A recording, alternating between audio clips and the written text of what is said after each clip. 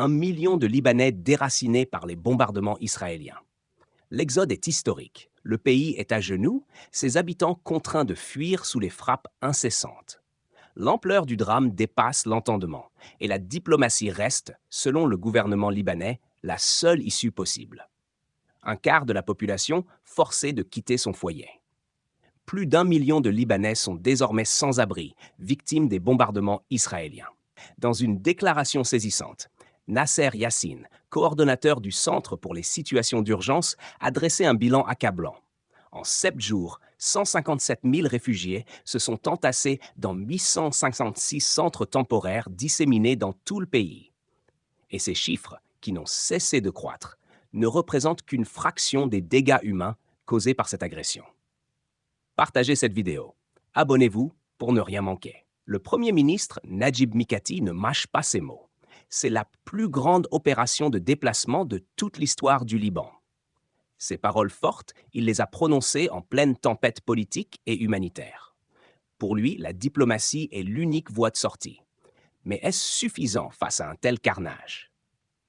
Mikati a réitéré son appel à la communauté internationale, implorant la mise en œuvre de la résolution 1701 des Nations Unies, un texte censé avoir mis fin à la guerre israélo-libanaise de 2006.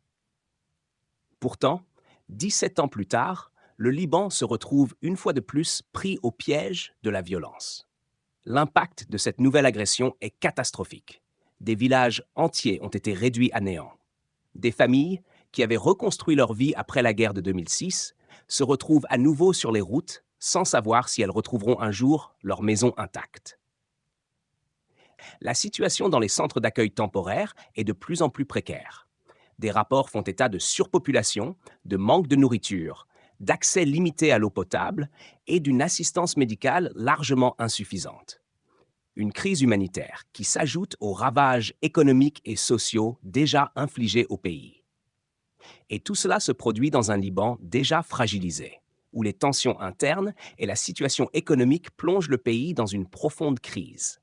Les Libanais, épuisés par des années d'instabilité politique, de dévaluation monétaire et de corruption endémique, font face à une nouvelle épreuve.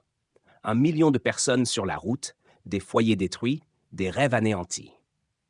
L'ombre de la guerre plane à nouveau sur ce petit pays du Moyen-Orient. Le tableau est sombre, mais les appels à la paix se multiplient.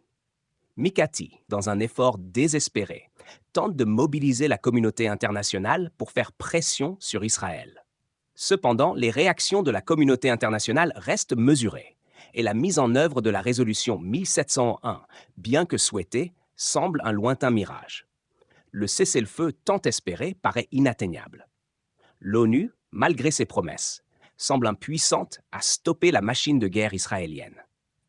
Les diplomates multiplient les réunions, mais sur le terrain, les explosions continuent de retentir et les civils sont les premières victimes. Le temps presse et chaque jour d'inaction coûte des vies supplémentaires. La tragédie libanaise ne se limite pas aux seules pertes humaines. L'impact psychologique de cette violence omniprésente est immense. Des générations entières grandissent dans la peur, avec pour seul horizon le bruit des bombes et l'incertitude de demain. Les enfants, particulièrement vulnérables, sont nombreux dans les centres d'hébergement, sans accès à l'éducation ni à des soins adéquats. Que deviendra cette jeunesse marquée par la guerre?